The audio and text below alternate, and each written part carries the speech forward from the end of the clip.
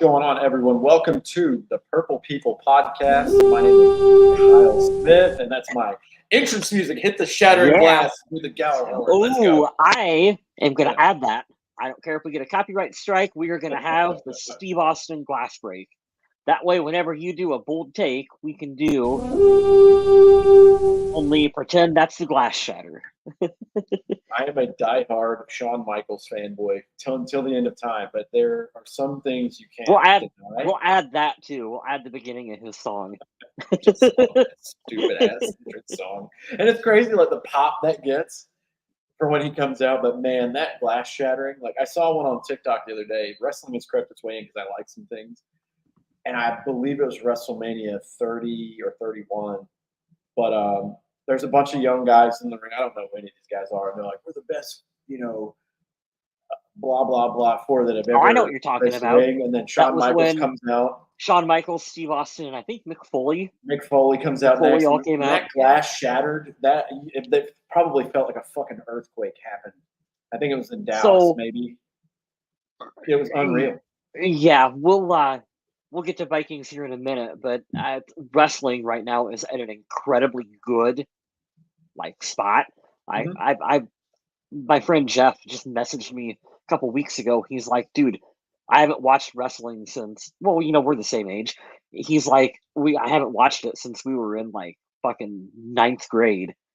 And now all of a sudden it's like, how is it this good again? Yeah. Well, they had a moment at WrestleMania this past week ago or so where they brought back a bunch of legends where it was like, oh my God. And it was like within 5 minutes, here's John Cena. And then here's The Rock. And then The Undertaker came out. And it was like, holy shit. And people were waiting for the glass to shatter because it was like the roof would have went off. If that would have happened, the roof would have just blown off the whole building and it would have been. I'm okay with Stone Cold coming back. I am, like I said, I'm a diehard. I grew up watching Shawn Michaels. And, I watched his rise when they were doing the house shows. And he was more intercontinental champ status. He never was the biggest dude.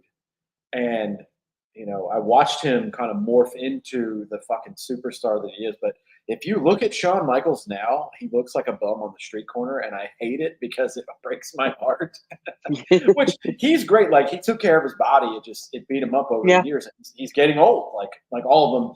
You just don't think it'll happen to your guy or it'll be forever until it does. And it's definitely here. He's losing his hair. Or not losing. He lost his hair. And that voice Shawn had an scragglier and scragglier. He had an unfortunate injury where he was hit in the eye.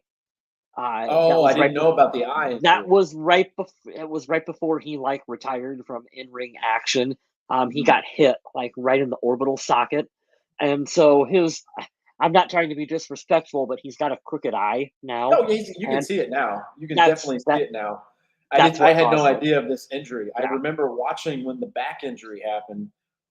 He had a casket match with The Undertaker. And I lived on the edge of my seat as an 8, 9, 10-year-old kid. Like, holy crap, I want to be that dude when I grow up.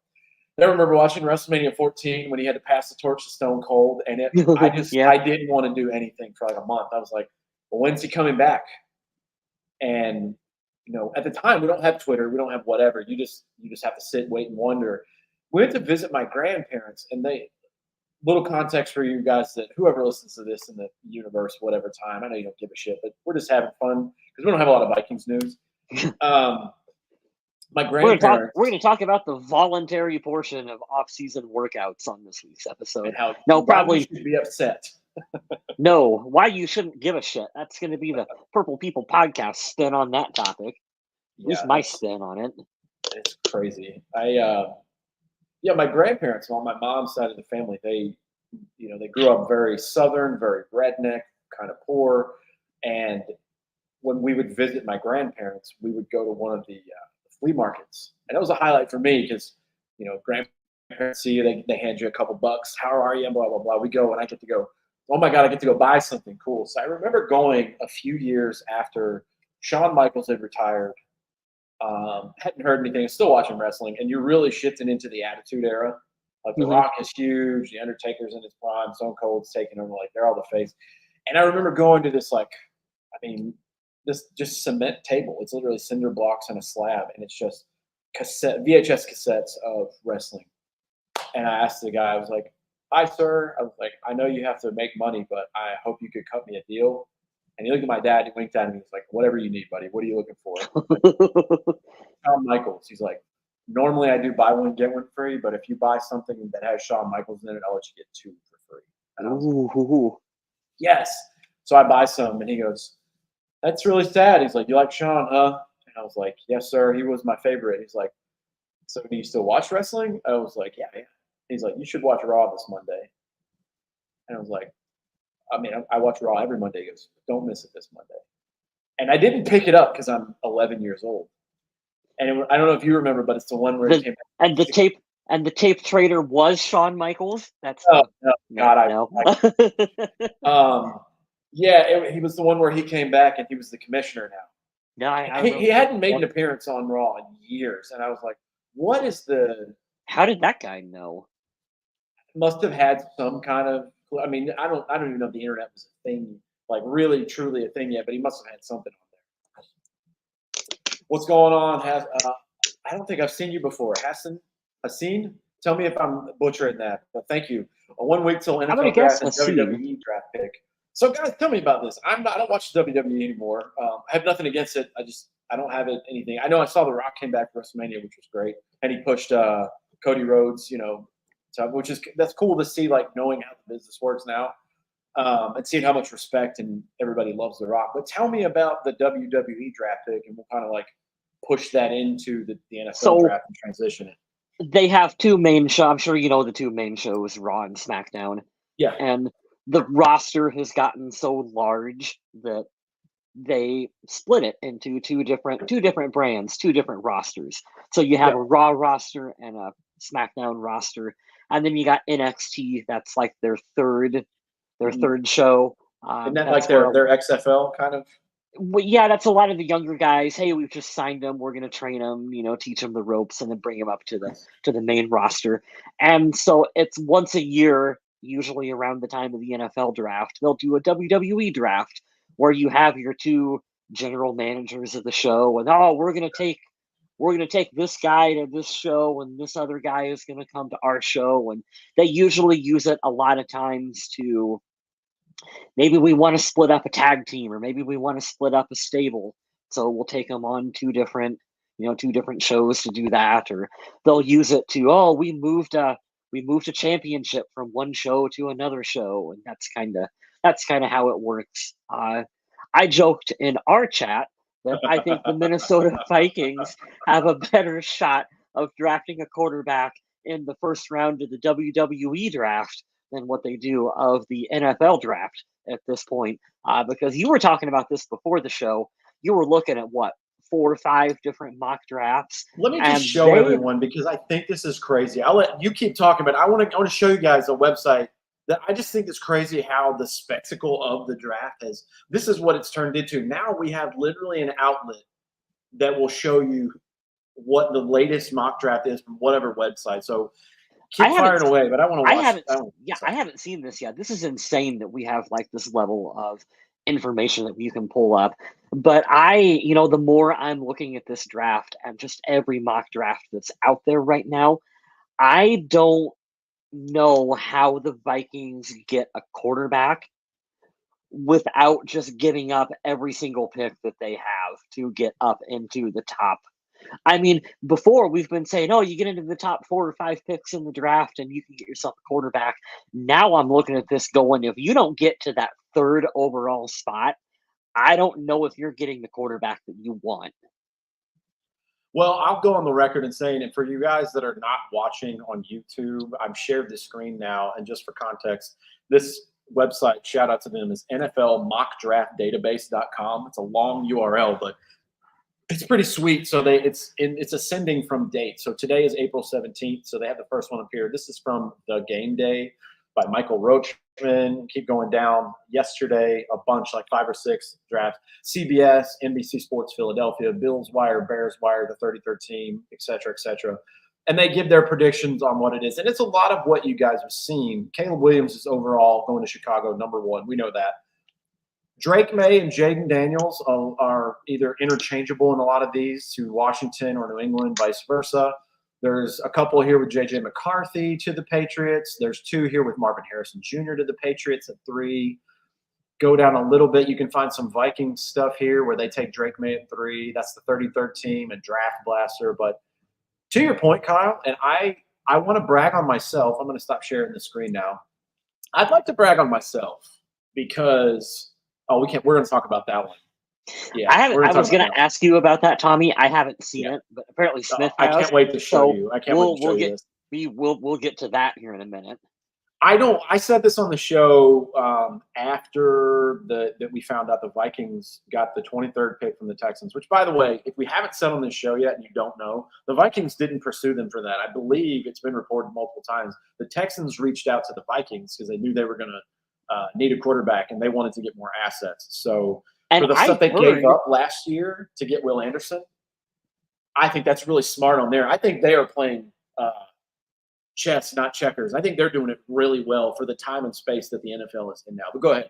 And I had heard through the rumor mill that apparently that 23rd pick is off the table for Minnesota in terms of trading up or giving up draft capital. We had all, and again, who knows, we're in the week before the draft. If there's ever a period of misinformation, it's right now. So take everything with a grain of salt.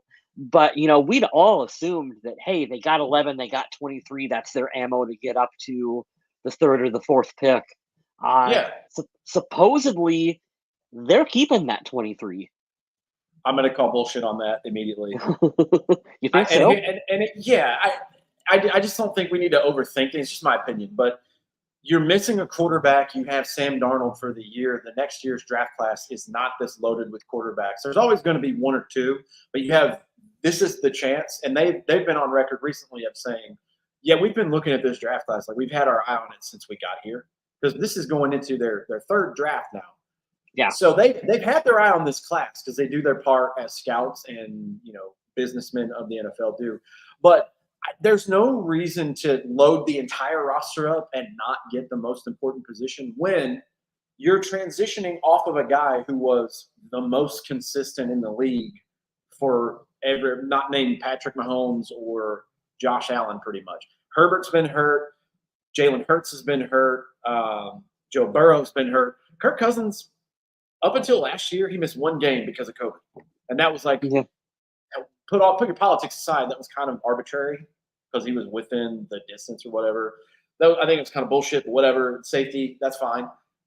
For 5 seasons, he doesn't go down and he's there. If you're moving off of that and then you're taking another 1st-round pick, dude, if you really want to trade back in the 1st round or you want to find talent at the top of the 2nd, you'll just trade up. You're not going to do that before the draft unless you're getting a quarterback. I said that on the show. I think the day or 2 after they got that, we did a show. They should have traded for the number 3 or number 2 pick immediately because the closer we get to this, it's going to cost more than what it would have cost before because the pressure is on. And then it's like, cool. And it's happened. What, Kyle, do you remember? I don't remember, but it's happened in previous years too. Teams will trade up weeks before the draft and they're like, hey, we're in 3 now. We know who we want. That happened recently. So I think it was with the Bills. When the year they got Josh Allen, they traded up. And Here's it's the like, thing. You can do that. If you're Minnesota, you can only do that if you're getting to the number 3 overall spot, number 2 or number 3. And I don't think you're going to 2. But you can only do that with the 3rd pick because if you trade number 4, number 5, you're signaling to every other team if you want a quarterback, you got to jump in front of Minnesota. And so you're still setting yourself up for to not get the player that you want by making the trade that early. So I kind of get the wait and see approach. These first 5 picks are going to be wild, absolutely wild. I think this is going to be the most chaos we've seen in the top 5 ever. I think it's funny because with the way the NFL is headed, like you and I talked about it. I bitched about how they're just leaning so offense heavy, but this is going to be a product of what the NFL is now. They're saying that this may be the first mock draft where I think it's or NFL draft where there's more than 19 offensive players taken in the first round. Mhm. 19 offensive players have happened 3 times in our history, and this may go over that because the quarterbacks are going to go on a run. There may be 5 in the first round. There could be 6. I don't think there will be. I don't think Bo Nix is going to go, but maybe Michael Penix, somebody will trade up late in the first. But then you have a slew of wide receivers. You got a generational tight end in this draft, and you have a shitload of offensive tackles.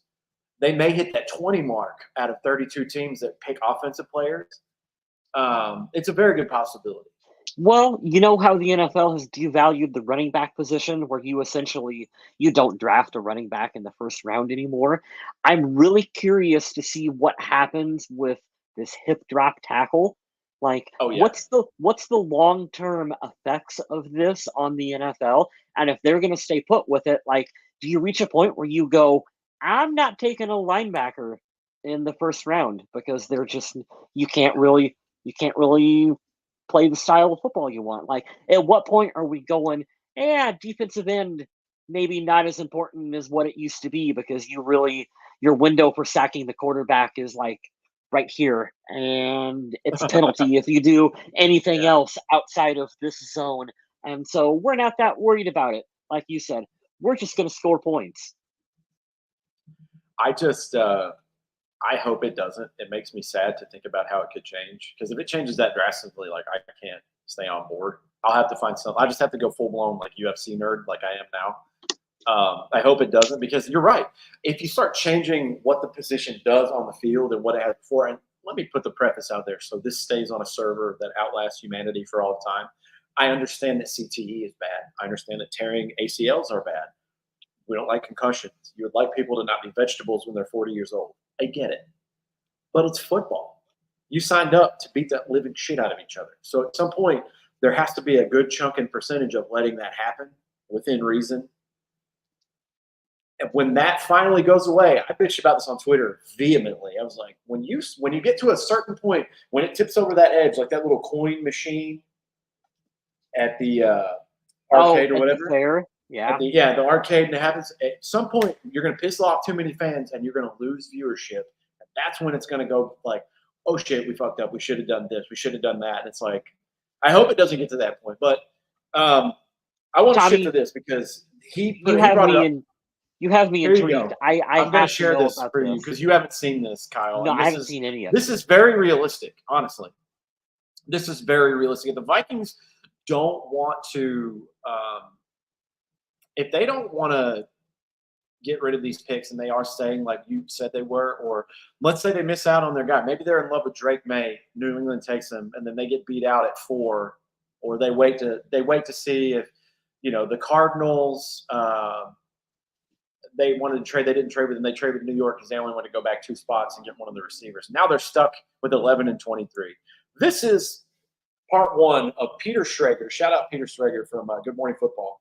At 11, he has the Vikings taking Alabama cornerback Terrion Arnold. Now I've watched him and a lot of his highlight tapes here, and he's awesome. Like I said, he's a 5-star safety. Played inside and outside corner under Nick Saban. He flourished on the field, as Peter Schrager said, as Alabama's defensive field general last year. Good, great juice, good leader. I would not hate that. That Well, would be one of those picks where Vikings Twitter is going to go nuclear. yeah. But But if you're riding the Sam Darnold train for this season, this is a wonderful pick. I don't think well, cornerback is the very first need, but if you but get it's a this guy need. right here, you're good. I think it's a good direction for the defense long term. And I'm of the belief that you can never have enough corners. You 100%. Yeah, and Yeah. it's been a spell. It's been since prime Xavier Rhodes out there on defense that we've had a true shutdown corner. Oh, yeah. So like you got to keep throwing those darts at the dartboard and Kyle, hope that you can. let's feel old real quick. The last shutdown season from Xavier Rhodes was 2017, the Minnesota Miracle year. We are entering God, 7 years ago from the last time we had a prime physical like shutdown corner. That was the last time. Yeah. Scrolling down, they stay at 23. Any guesses before I show it? I mean, Tommy maybe kind of spoiled it, trading back. I don't know. But Penix at 23 would be my guess Bo if he's Nix still on at the board. 23. Peter Schrager says Bo Nix could go as high as 11, 12, or 13, or completely fall to the first round. I think 23 to the Vikings or another team here in a trade up makes sense. One thing, he's as accurate as they come, having just set the FBS record this past season with this is insane, a completion percentage of 77.45.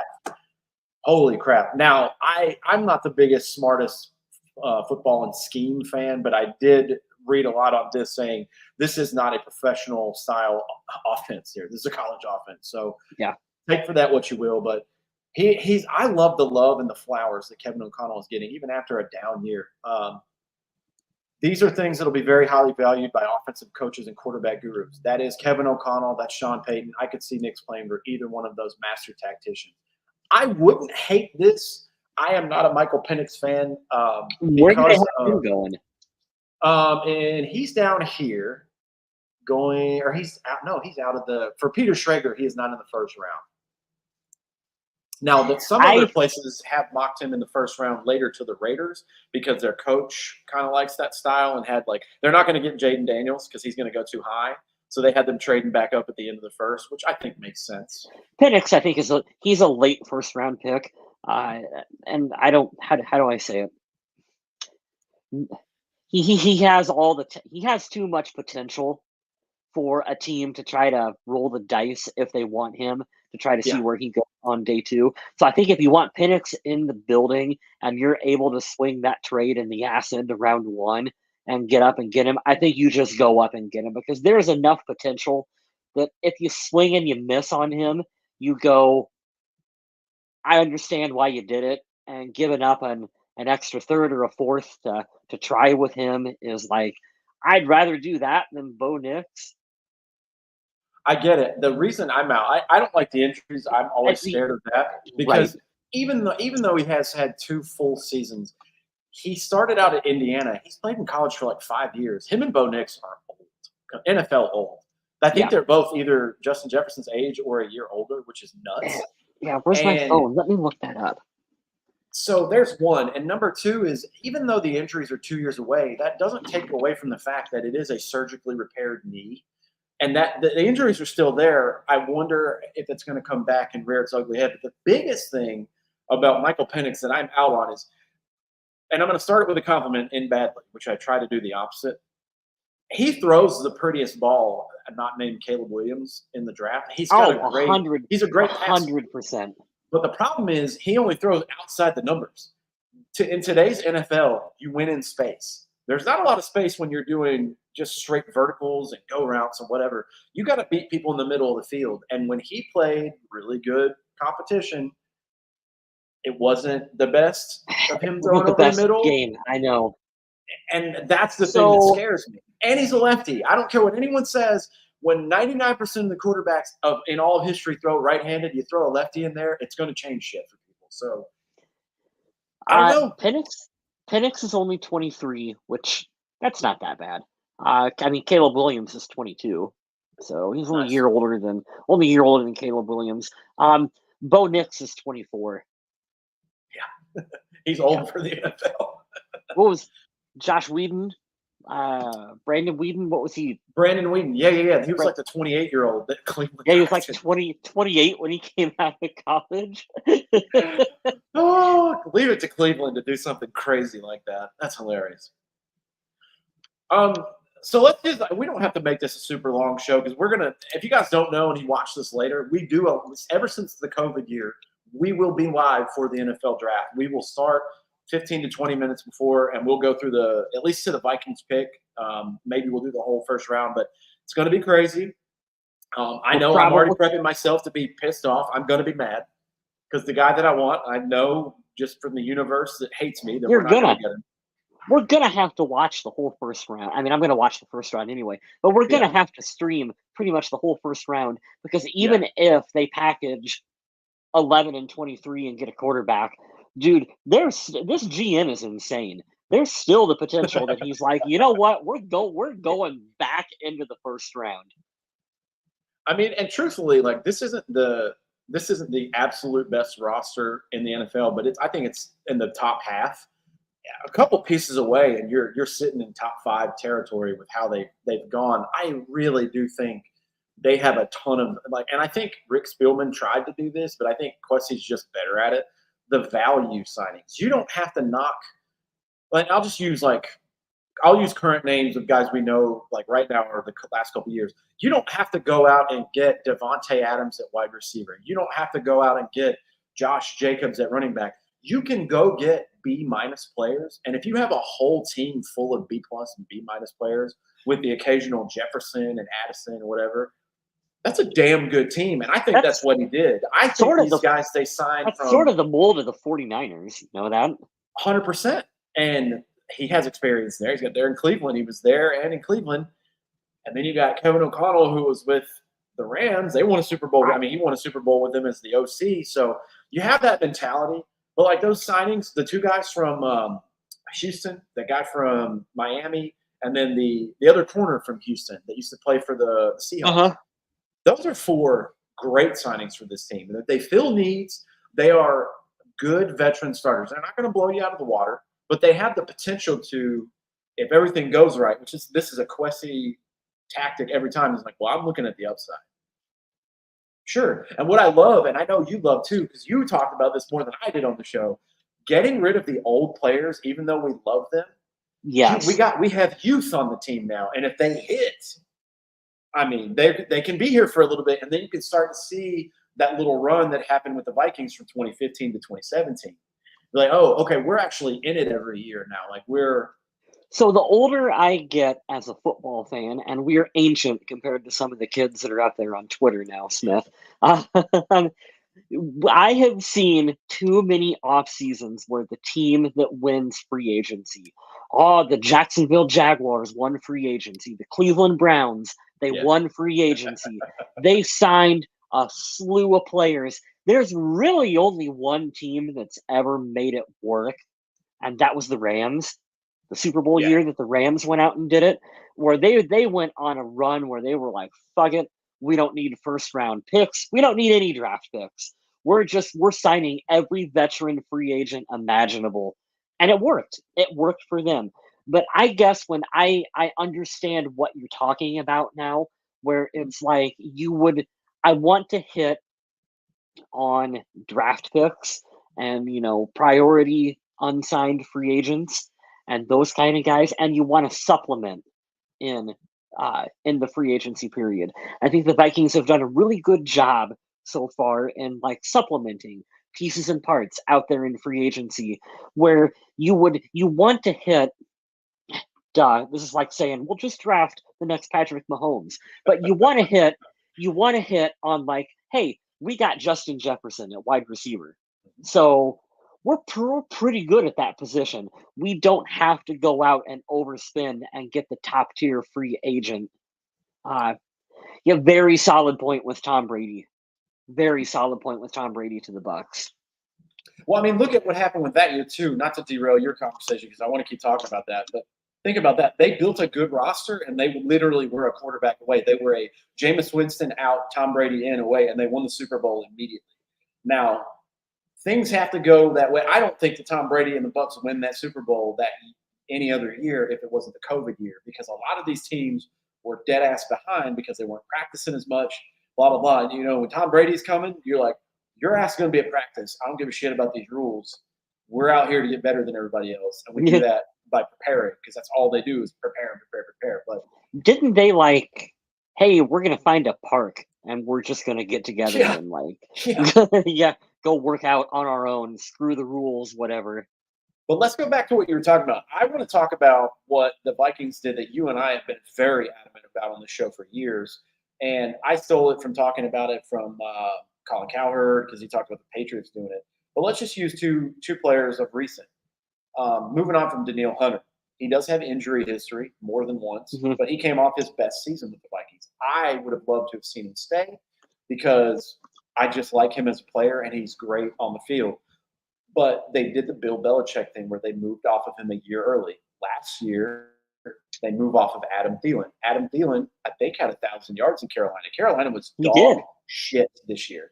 I'm positive. Let me look it up. I'm almost positive he did. So they move off of Thielen. Yeah, 1,014 yards, 4 touchdowns. I mean, he barely got it, but good for him because that offense and that whole team pretty much they were dog shit this year, right? How? So, I don't know how. I don't know how you have 1,000 yards on that offense. well, they have. And no, this is just me with low hanging fruit, but when you have a middle schooler playing quarterback, and that's not saying his abilities aren't professional. I do. When I went to that game, I literally said it to the Panther fans sitting around. I was like, "That's your quarterback? He looks like a child. He's literally a foot shorter than any offensive lineman that he has out there. They're fucking massive." And I'm like, "How does he see over the line?" But yeah, you got to get rid of these guys to try that. And what I love that Kwesi has done, and he's the kind of GM we're going to appreciate when he's gone. He's a lot like Kirk Cousins, and I'll explain why. You're going to eat your vegetables with this dude, and you might not like it at the time, but when you see, we got Andrew Van Ginkel, we got Jonathan Grenard, we got the corner from Houston, we got another linebacker, Blake Cashman. Okay, we didn't go out and get the like Patrick Willis's of the world at the linebacker position, but can these dudes rush the passer?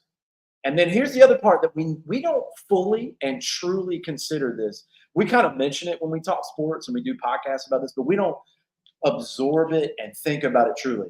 You got those guys. You got them at a good freaking price because 2 of those dudes will cost you 1 Danielle Hunter. And I hate to say it, but I'd rather have 2 of them than just 1 Danielle Hunter. And I love Danielle Hunter. Shout out to him. He's going to kill it. But you have to play that balance. And I think that's what's so cool. And you guys mentioned before, is like the Rams did that thing where they're like, no, we're just going to buy it. We're going to be the Yankees this year. Well, shit, it worked. You know, they immediately got off of Goff, went and got Stafford, and it worked. I think some of that had to be a little percentage of luck, but they had almost every. They were like a couple of pieces away from the bike being completely together, and they're like, oh, here we go. Let's take it for a ride. And then the Vikings are coming in, and they're like, how can we moneyball our way into the playoffs? Because we got to pay this dude. We're going to keep this dude. He's like the best wide receiver. We're not going to pay the quarterback anymore because he's 36 and he just came off an Achilles. And then it just starts rolling like, oh, yeah, Houston called us. They want to give us a first. Do we want to? Yeah, let's fuck it. Let's trade for a first. And I could just see like the numbers and the calculations going on. I'm like, I don't know if they're doing the best thing and the best way, but they are doing a very intriguing way of let's not overspend. Let's find value. And you got a really good coach, man. And I think that, you remember last year when we went to the draft, we're like, well, the Vikings are rebuilding now. They're in a rebuilding mode. I don't think they're rebuilding anymore. I think they're like 3 players away from like, nah, man, let's go. We can play with anybody. Let's do it. And that includes whoever they draft at quarterback. It fucking kills me to say that. I agree, Tommy. This is the Belichick way of thinking. And stop. By the way, I'm gonna go on another rant. Stop slandering Bill Belichick. That little piece that came out, that documentary, is bullshit. He is the greatest coach of all time. If he's not 1A, he's 1B. I hate that they did a smear piece on him. You don't like that the guy's a dick? I was as bored as every other football fan during the Patriots dynasty because you got tired of seeing the Patriots.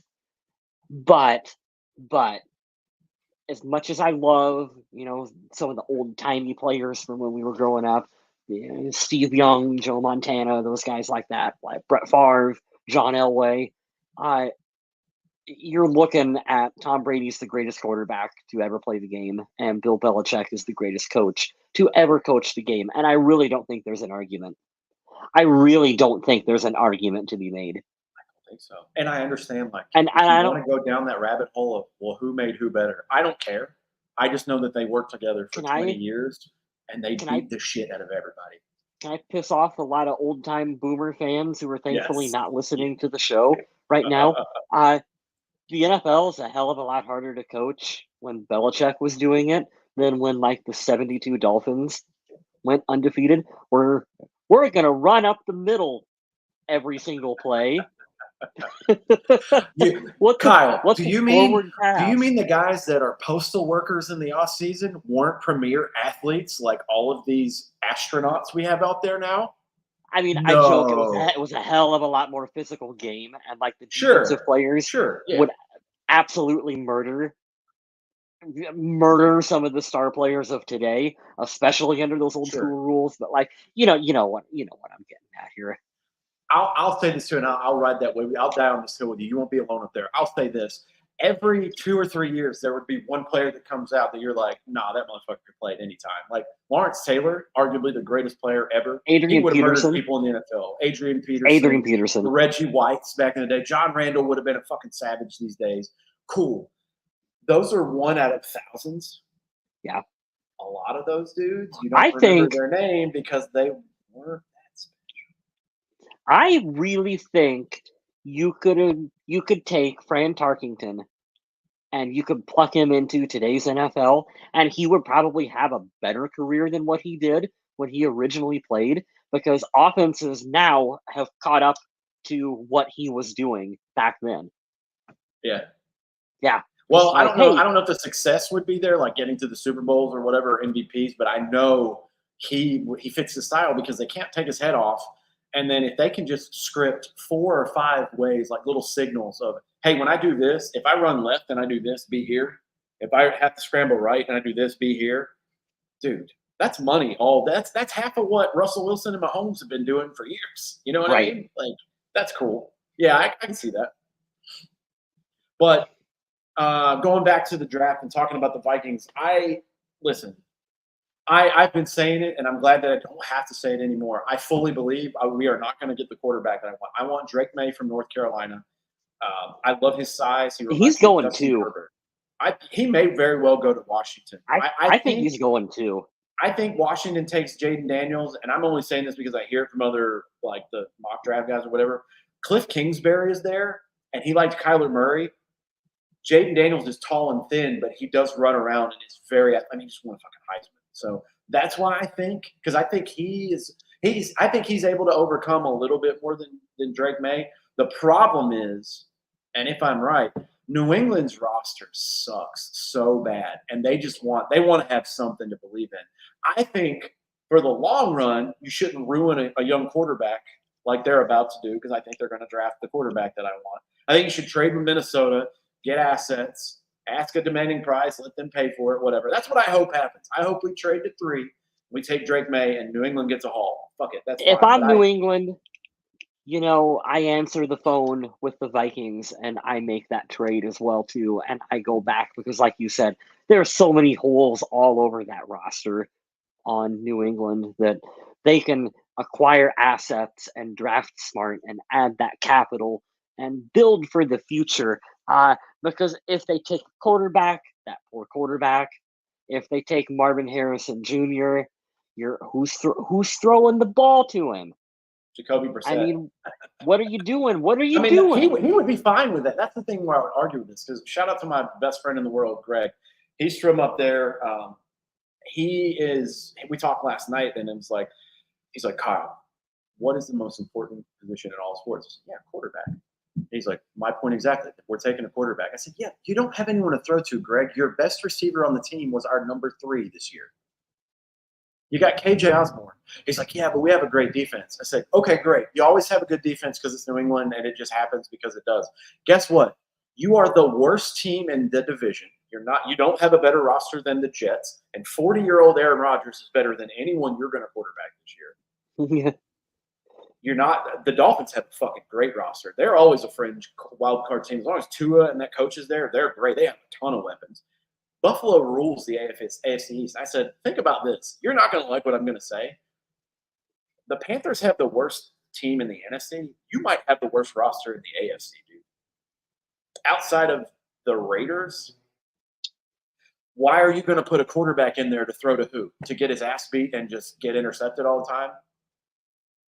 Because, and this is my point. Let me finish this out, because I just come to me like this. The Panthers took Bryce Young last year. In hindsight, it doesn't matter if they would have taken C.J. Stroud. He would have sucked too, because the team is terrible. So you're going to go to 3. You're going to take one, because he's like, well, when are we going to be at 3 again? I said, you're going to be in the top 5 next year because your team fucking sucks. What do you mean? You're going to be in the top 10 again next year because your team is terrible, and you're in the AFC where there's a gauntlet of great teams. So you draft a quarterback this year. You put him in like week 4 and start him this year, and he's fucking ruined. Now, Carolina's not going to move off of Bryce Young because they gave up a haul. New England doesn't have to give up a haul if they stay there. Do you think if Drake May sucks a whole bag of dicks this year, and that team is just they're back at like number 5 again next year? You don't think they're not looking at quarterback again? That's the NFL now. If there's a guy they absolutely love and he falls, they'll take him again. And what happens if he falls? Like all these teams got quarterbacks and nobody took one at 1 next year. Maybe there's a stud, edge rusher that goes 1 and then a receiver and then somebody trades up for a corner and then they're sitting there like, shit, man, we can get the quarterback. We don't have to trade again. That's always a possibility. And I know I'm doing this like, let's go down the tree branch of all these scenarios, but I hope for my selfishness sake that the Vikings take Drake May, and I don't care where they get him. That's what I want. What I think is going to happen is he's going to go 2 or 3. Those teams aren't going to trade. We're going to overspend for J.J. McCarthy. That I can live with. I don't want it, but I can end up talking myself into it. If they get fucked out of J.J. McCarthy in the top 4 or 5, and we have to take Michael Penix or Bo Nix, mark my words, Purple People Podcast fans, I will be an insufferable piece of shit this season. All season long, I will be like, this was a fucking stupid move. Why did you get an extra draft pick not to use it? I hope that's break the glass. There's a flood in the apartment. We got to go. If they overpay for J.J. McCarthy, I understand. If I don't agree with it, maybe they'll prove me wrong. Maybe he'll prove me wrong because ultimately it doesn't matter who we draft. I'm going to hope that they succeed because one before I die, like every other Vikings fan in history. I want Drake May, man. I've been in love with him. I'm going to talk myself into him because he's got the body and height of Justin Herbert, and he looks like a fucking big ass NFL quarterback. But I'll settle for JJ. Hit the buzzer if they miss out on those 4, dude. I just think that the top 5 in this draft is gonna be insane in terms of trades, and the thing that you can't factor in is there's always that wild card wow moment that happens. It's why the NFL draft is the absolute best reality TV program to ever exist, because you have no idea what's going to happen. You can sit here and you can mock and you can come up with this and that and whatever plans that you think are going to happen. And then some fucking team does something that's just, that was not on anyone's board and you can't believe it. And that's going to happen in the top 5. That happened last year, remember? So the Texans take C.J. Stroud. Bryce Young goes to the Panthers, 1 overall. C.J. Stroud, we were wondering who was going to go first. The other guy was going to go second. Mm-hmm. So the Texans get C.J. Stroud. Arizona's at 3. The Texans trade back up, and they're like, hey, we're taking Will Anderson too. They both win Rookie of the Year on their respective side of the ball. So what – I mean, again, I'm just spitballing and making stuff up off the top of my head right now, but – there will be a team that wants one of these big time top 2 elite playmakers, Marvin Harrison and what's the other kid, Neighbors. Malik Neighbors and Rome Odunze is very good too. There's right. Just like there's a 3 consensus for quarterbacks, there's 3 consensus for receivers, and they're all damn. And we were just talking about how important offensive skill positions are, particularly wide receiver. There could be a team that could shock us all, like, I don't know, Philadelphia Eagles or someone like that, who makes a big-time trade, and all of a sudden you're looking at Philly at 3 to grab one of those receivers. That blows everyone's mock just completely up. I agree with you, man. I can feel it. It's going to be weird and fun. I agree with the moment. I mean, you've got, I don't want to say bottom feeders. It's not the right word. I don't know what the word I'm looking for is, but you got your teams who need a quarterback are in one group, but you've also got your Super Bowl contending teams in another group, like you said, who are, how far do you let that trio of receivers fall before you're pushing the panic button, because maybe they're the piece that can push you over the edge. Maybe they're your Justin Jefferson that you can add to your offense. So how far do you let those guys fall before you're trading up into it? This draft is a lot of fun, and I can't wait. I'm pumped for it. I'm pumped. I'm pumped right now. Let's go. I'm pumped for it. Let me throw in this. This isn't Vikings related, but I just think that this is the biggest X factor, because this guy coming back into the NFL makes the NFL so much better. Much like they say back in the day, we need the Yankees to be good in baseball because it makes baseball better. You need the Dallas Cowboys to be good. It makes the NFL better. You need the Lakers to be good. That makes the NBA better. Jim Harbaugh being back in the NFL is so good for the NFL. Phenomenal. And I love that he went to the LA Chargers. That's a fucking – you want to talk about the Vikings of the AFC? It's the fucking Chargers. They have the worst luck ever, right? They had that team with Antonio Gates, LT, and Phillip Rivers, and they didn't go fucking Super Bowl. They didn't even go to a Super Bowl. That hurts. I'm not a Chargers fan, never been a Chargers fan, but like that has to be their version of like the. And they lost to the Patriots too. That'd be like all those great teams in the '90s that like, oh, we got to play the Bulls in the semifinals or whatever. Like, well, it's a good run, boys. Fuck it, we're not going to beat them. So, yeah. But my point being, you said LT is one of my favorite running backs of all time. I love. I will say this. He might not be everybody's GOAT at running back. He's definitely in the conversation for the Mount Rushmore. He might be my favorite running back of all time. Barry Sanders, cool. I forget what's the guy's name from the Bears. It's blanking on me. Sweet Feet. Shit, forgot his name. Yes, you guys know who I'm talking about. Obviously, we love AP. We like Emmitt Smith. Always, he's gonna be in the conversation. LaDainian Tomlinson was a fucking monster. And I think about like how the game is molded. You want to talk about a dude who can literally do everything? He was small, but he's like, well, I'll get in there. Walter Payton. That's who I was. It took me way too long to come up with Walter Payton. I've got about 3 brain cells left, and you just witnessed them all try to fire. You can debate all day long, and you're probably right for like Jim Brown and all the early ages. That's fine, but man, LT used to do everything. And that was still in the era where they were like knocking the shit out of it. That's the Troy Polamalu era where it's like, no, we still beat the fuck out of each other, But going back to what I was talking about, the original point, I'm so glad Jim Harbaugh is back in the NFL. It's great for the NFL. He's got a great quarterback to work with. That team's going to be not to be fucked with while he's there. But to your point, and I'm rounding it back in, this is where it comes back in full circle. Your point is the top 5 picks are going to be insane. If the Vikings trade up to 4, the draft starts with the fucking LA Chargers, man. I can't imagine you get a pro-ready wide receiver like Marvin Harrison Jr. for Justin Herbert out there. Holy shit. Now, Justin Herbert is going to have a breakout season. I am buying stock in Justin Herbert. 100%. Right? I know Adam hates him. For whatever reason, he always likes to hate on him. I don't. I know when I watch the guy play, I'm like, oh, he's really good. That coach was there probably a year or 2 longer than he should have been and wasted a year or 2 of his youth. But Jim Harbaugh is going to build that. He's going to build that team just like he built Michigan. They're going to have the toughest offensive line. They're going to come in and just ragdoll the shit out of people. And when they start throwing it everywhere, good luck. To me, in like my tier list of quarterbacks, he's like Joe Burrow, Justin Herbert, and I don't think there's that much of a gulf between the two. And Joe Burrow is really high on my tier of quarterbacks. Where I'm talking like Patrick Mahomes above him, and that's maybe it. He might be my 2. I think it's safe we can all agree. Because you have to take. I take like the 3-year in 3 years because like it's tough to say Lamar right now because he just won an MVP, but like he was on a trajectory where everybody's like, well, he won an MVP a couple years ago. Well, he just won one again because he's really fucking good.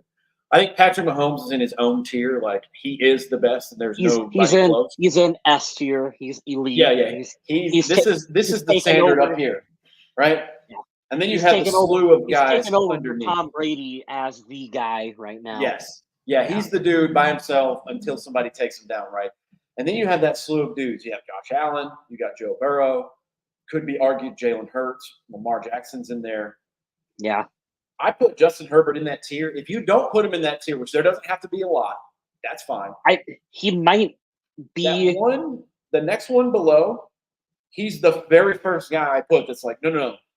He goes up in this tier if there's an extra spot or somebody's slipping down. I think the only reason he's not quite in that tier is he's had some shit coaches. Yeah. that have held him back from where he should be. The only, I did hear an interesting point about him to where if he doesn't figure it out soon, he does potentially enter the Kirk Cousins territory of you're going to be paying him a lot of money to be really good and not win you anything. And I don't know how far you want to go down that rabbit hole, but he's not there yet. I don't think he is either. And that's let me do this. where that's where I got with Kirk real quick. That's where I got with Kirk, where I was like, look, you're going to pay him a lot of money to be really good, but I don't ultimately think you're going to win with him, which was why it was okay to move on from him. Atlanta's not winning a Super Bowl with Kirk Cousins. They're not. I think they shoot up in relevance and get into playoff contender status because the only team that's competing with them in that division is the Bucks. So yeah. And now you have 7 teams that get in the playoffs. You have a legitimate chance to get back in the playoffs. They haven't been in the playoffs since Matt Ryan was there and they went to the Super Bowl. And I think the year after, it's been like 5 years. So they're dying to get in. I think he totally can bring them to the playoffs. But like you said, I think that's kind of it. Wild card. It's Kirk.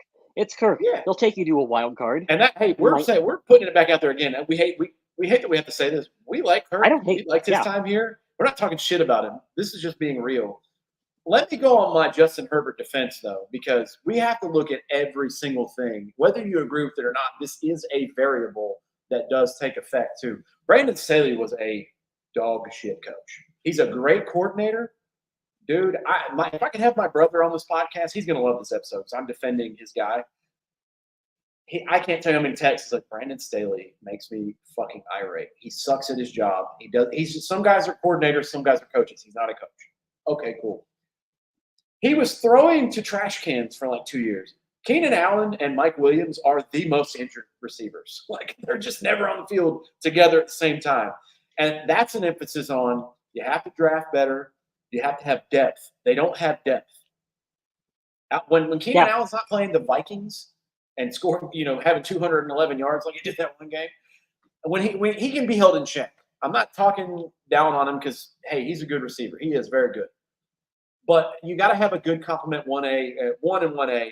They were hardly on the field the same. So he's throwing to I think last season or the year before, he was throwing to literally 5th string guys. And we don't talk about this shit enough. Imagine being Mark Sanchez. Imagine being Ryan Fitzpatrick. Imagine being who the fuck ever was on the Jets or the Bills or the Dolphins. Imagine being in the same division with Patrick fucking Mahomes. Yeah. We don't talk about that enough. He not only does he have to overcome shit coaching and terrible injuries on the team, but he's got to play Mahomes in that division. You're never going to win the division. So you're already set back to start unless there's some miracle year where a bunch of the Chiefs players get hurt and you play your best football ever. You're not playing a home game at all in the playoffs. So you're already starting on the road as the season starts. You're like, if we make playoffs, we got to play on the road, which fucking sucks. And he had all the other things that had to overcome. I'm a defender of it, but I will agree with you. 2 more years of this, and they don't have some playoffs appearances to show for it. Don't think they won't think about moving on. Jim Harbaugh will be like, hey, bro, I just got here. Get him the fuck out of here. This ain't working. They're going to listen to him, but I really like Justin. He's in the same position that the Vikings were with Kirk when Kirk first came to Minnesota. Mm-hmm. Where it's you got that window where you can win. And I legitimately believed, and I still do, that that was the right decision by the Vikings to bring Kirk in when they did based on that roster. And it's totally the same thing with him as well down there and with the Chargers. I agree. And what could happen is a little trajectory the same.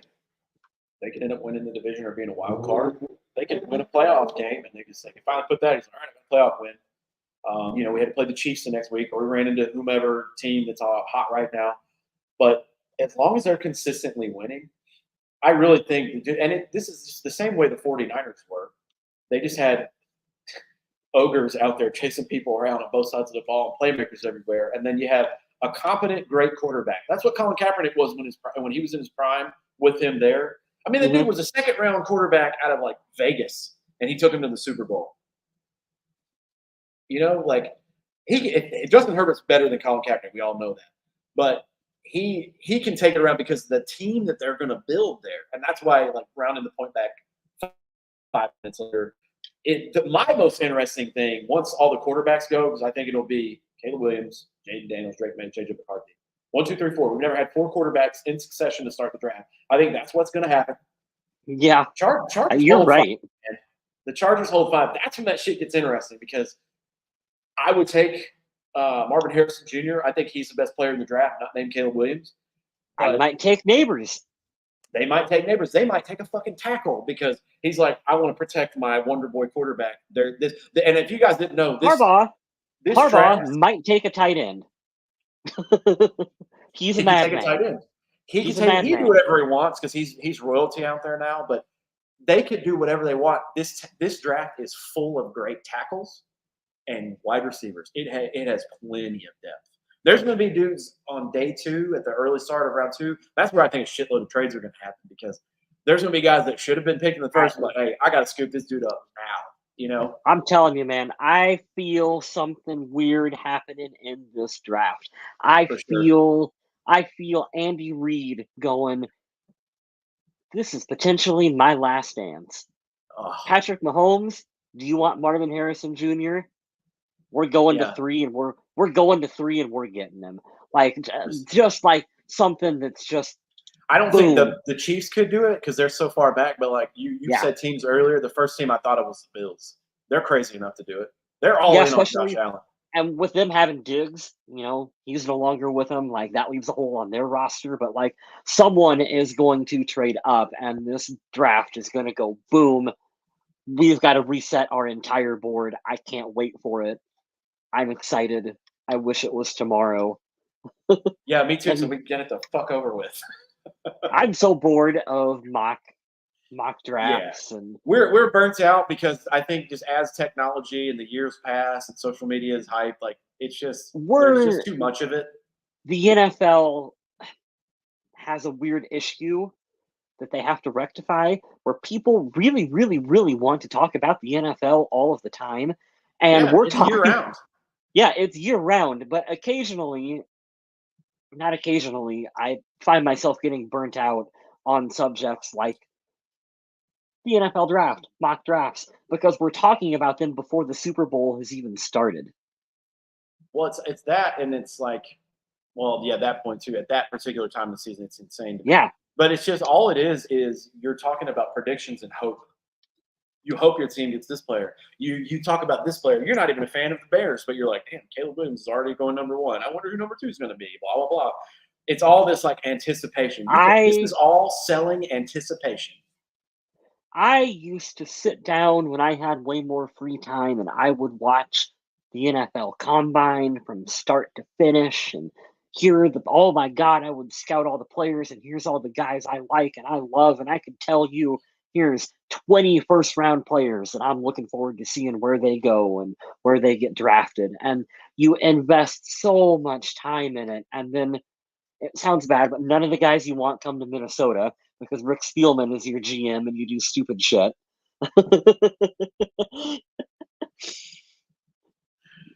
And it's like mediocrity, man. You got to keep the tradition going.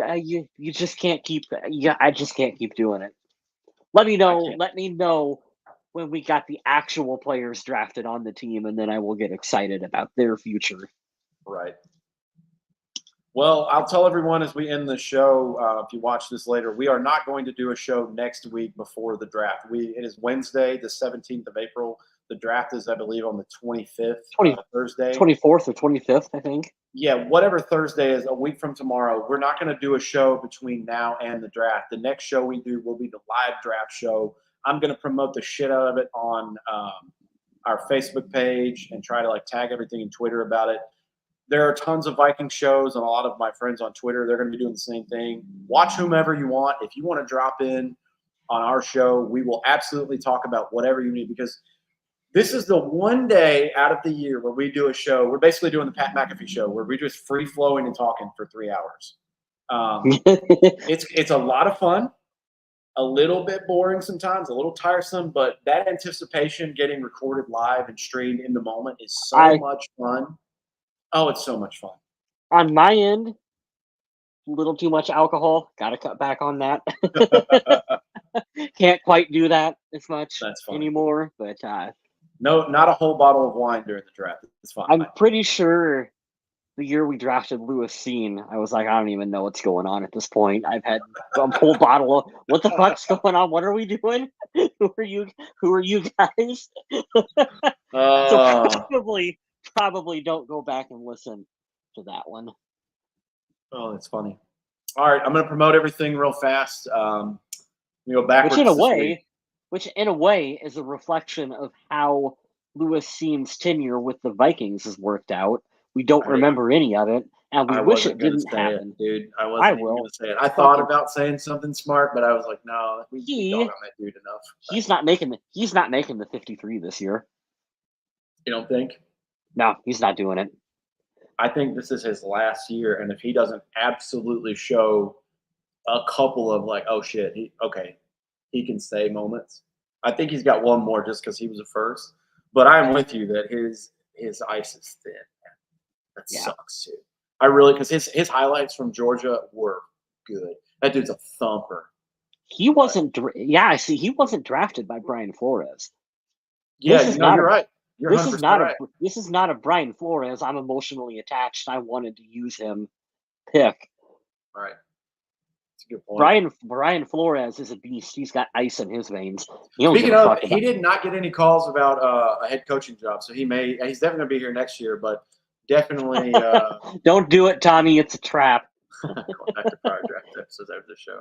Please flood the Facebook and anything else with stuff making fun of whatever stupid shit we said. Anything embarrassing, call us out on it. It's hilarious. All right, let's promote shit and get out of here. If you guys want to follow me on Twitter or on Instagram, I am most active on Instagram. My stuff is private there because I have like photos of my son and it's a little more personal. It's my favorite app. But on Twitter, I just hot tub, hot tub feet pics. That's funny. I know you don't have it the other day, so I'm just going to promote myself and be happy because I can, and I don't ever do this. I am officially 30 pounds down from December as of yesterday, and I've just been no sugar, crazy, going to the gym every day. Weird concept, right? We have to chat. We have to chat after the show. Okay. I am up about 15 pounds. need to not be. I just don't. I fast here's what I do. I don't eat breakfast at all. I never have been a breakfast fan because I don't like feeling bloated or full in the morning. I feel like shit.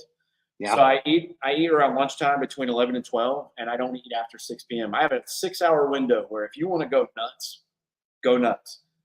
And then I've read so many articles about it. Hey, don't eat after this time. It's better for your digestive system. And then that eventually helps your sleep. My sleep feels better. I went back to the gym like a madman because my hip and my groin hurts a lot. I have a torn labrum. I have arthritis in my hips. Thank you, Uncle Sam. Fuck you. So now I'm having to go just move my body so I can feel normal again. And the weight is falling off, which is great. But you said the hot tub shit, and I said feet pics. So the other day I'm on the scale and I take a photo and I block it out. And I was like, I'm almost 30 pounds down. I got a couple more to go. And I was like, no free feet pictures. You guys are perverts. All of my friends were like, you're such an idiot. I was like, so hey, if I would have left them in there, somebody would be to them. You don't get them for free, boys. Sorry. I know you guys didn't want to think about that, but you're welcome. Follow me on Instagram. Follow me on Twitter. All I talk about on Twitter is the Vikings and UFC stuff. So, damn, Tommy, are you still in? Jesus, we've been talking forever. I know you were an Army guy, I believe. Like, good Lord. Kudos to you, man. I got tired of the government real fast. I've been out for 5 years this summer, and it has been the most happy I've ever been in my fucking life. Oh, that's man. Amazing. Hey, I love my people. I will always be tied to, and it'll be a big core part of my personality. But Jesus, I don't know how I did 12 years with Uncle Sam. Anyways, not about me anymore. We're promoting Kyle West. Go to kylewest84.pickfair.com. You guys, we promote it every week. Check out his photography work. I particularly fanboy over photography and what Kyle does because he has such a good eye for what he does in his hometown. My favorite thing he does every year is when the fall hits in Iowa and he does all his Halloween and spooky Oh, thank seasonal you. stuff. Man, you could frame it, you could do that, whatever. He has a Redbubble account if you want to go down that path where you can buy Purple Fuel podcast merch. I know that's still out there. I And am working. I say this all the time, but I am working on having a single place that will host all of my work. So photography, Purple People podcast merch, like all of it will be right there. I have all of my photos sorted. I have a folder on my computer. I went through everything I've ever shot. That's a lot of stuff. And I have narrowed it down to here is actually my best work that I want to put up and have out there for sale. So I will be working on getting that up soon, and then we'll have like a single link for everyone to share. That's one of my goals here for the summertime. I'll send to you get that. what all like the OnlyFans models and all these musicians, like the famous musicians have. It's like that link tree, and you can just put in everything. Okay. It's one Yeah. thing, and you know, for whatever your business or pleasure is, you have one single thing. It's like Linktree, and then it could be Vaguely Square or Kyle West 84, whatever, and then you have, hey, buy my photos here. Hey, buy this here. Blah blah blah. I'm gonna send that to you because. Yeah, that's exactly what you're looking for, and it's the first thing that popped in my head. But yeah, you're there on KyleWest84.pickfair.com, and you're also on Blue Sky at Vaguely Square. Give me a follow. Blue Sky is interesting. I haven't done it because I feel like I have too much social media as it is, but I'm gonna inch towards it eventually. I have deleted the majority of social media except Blue Sky. Mm-hmm. It's more social media. I mean, yeah. Well, I like the concept of what you've told me about Blue Sky. How you have to be invited, and it's like it's very new. You know, they've opened it up to the public now, so you don't have to have an invite anymore. You can just sign up for it, and you can be on there. What I like about that platform at the moment is that it's much smaller, and being a much smaller platform means the advertisers have not found it yet. So yeah, dude. Every time I get on Twitter, I block anything that's an ad, which I know there's millions of accounts, and it'll take me forever to block all of them, but I will block every ad that I see. Right now, Blue Sky is full of like every artist, every writer, photographer, illustrator, anyone who does any kind of that work who felt alienated from Twitter and all the other platforms has just congregated on Blue Sky. And so it's just a wealth of cool people drawing shit and doing stuff. I will say there's a very distinct lack of any kind of sports related talk. So if you want to talk about Minnesota Vikings, you're not doing it on Blue Sky. Well, like for me, and I'm not talking shit about anyone who still has it, it's just my preference. I think I'm too old for Snapchat now just to send photos. I don't have it anymore, but that's specifically what that app does, right? Instagram is specifically for posting photos and like showing where you're at currently. Facebook is more like your mom and dad's photo album. You know, we're going to talk about things that have already happened there. Twitter for me is like the what's happening now? Let me snort it real quick. Oh my God, there's an update. Give me another one. Like Twitter is insane for me. But I feel like Blue Sky would be like a good coffee shop where you go to get the specific thing you want. And it's there. Like now I'm intrigued by it. I kind of want Blue Sky. Blue Sky is fun because you can log in and you can scroll and you can read everything, and then you check it like 8 hours later, and you scroll like a little bit. Oh, I'm caught up to right where I was 8 hours ago. I like that feeling because then I don't have to check it. Dude, Twitter makes my brain melt because it's a lot of it's not in chronological order. Thank God. It just shows me highlights from the last time that I was on or the things that I repeatedly am interested in. And they're like, oh, okay, cool, I can scroll a little bit. But once you go down and you scroll down just a tad, it refreshes again. And I'm like, I can't keep up with the information that's on here. It's so much. And I don't even have my notifications on. I took the badges completely off my iPhone for TikTok. Dude, I'll spend a fucking hour on that app because it's just everything's hilarious. Or there's some unbelievably talented musician that's just recording at home And I'm like, I should quit making music today. I am nothing compared to these people. And I look down and I'm like, fuck, man, I was supposed to be asleep an hour ago, you know? Yeah. But anyways, I'm gonna round it out and promote Adam's stuff. Adam texted me in the middle of the thing. He's like, "Sorry guys, I fell asleep," or I think he forgot We about it. knew. It's all good. Spoilers. You'll Spoilers, be here Adam, if next you're week. listening. We'll have the We full knew. band next week. Yeah, we knew. Yeah. We knew about 5 minutes in. I checked on Facebook because it'll tell you like when they were last active. I was like, oh no, he's definitely asleep or he's out. No worries. Adam will be here next week. We'll have all the band in town. Please give Adam a follow. He's on all the social media websites at MN Viking Zombie, like Minnesota Viking Zombie, TikTok, Twitter, Instagram. He's on everything. He's got a good Twitch channel, a YouTube channel. He and I just recently did I think in the last 2 weeks, a horror movie review. Go check that out. We do a couple of those every few weeks or months. Those are fun. And going in the backwards theme today to promote everything, please help Adam out. Everybody promote. Look at this. Go to thevikingage.com. Help Adam Carlson pay his rent, pay his bills. Help feed him today for only $1. Like those old infomercials, you know? Click on the Viking Age, any articles that he's written. Now you don't even have to click through them anymore. That format is gone. You just have to click on an article. Thank God I hated that. Yeah. I didn't mind it because I was always a nerd and I wanted to see what they had come up with. But I know for how short everyone's attention span is now, like it's much easier. But go to the Viking Age, find an article or 5 written by Adam Carlson, click on him, pump his numbers up so his numbers go up in his bank account. Take care of our boy. Bronx, would you like to end the show? Get up here. Bronx says, spay and neuter your pets. We're going to do the Bob Barker thing here. Seriously, guys, join us next week. We're going to do the live draft show. We'll start about 15 to 30 minutes before the draft kicks off. The new year is kicking off, man. We're going to have a quarterback, and we're going to have some good hope next week. And the NFL draft, like Kyle said, is going to be absolutely nuts next week. So I'm excited to talk about it. Until then, thank you, Kyle. Talk to you guys next week. Skol Vikings. And remember, stay classy, Minnesota.